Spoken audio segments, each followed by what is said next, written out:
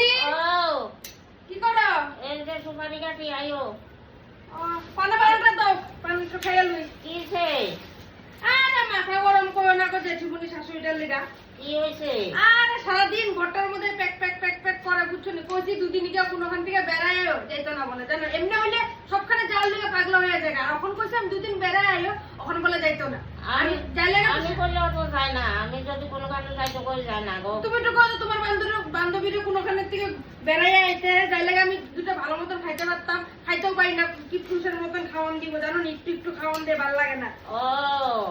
বাপের বাড়ি যাবো কইছি ওই দিন, বাপের বাড়ি গিয়ে দুদিন থাকো মুখ লাগতো না। বাপের বাড়ি গেলে সংসারের কামগুলি কে করবো দেখো তো, ভালো লাগে এগুলি কথা শুনলে।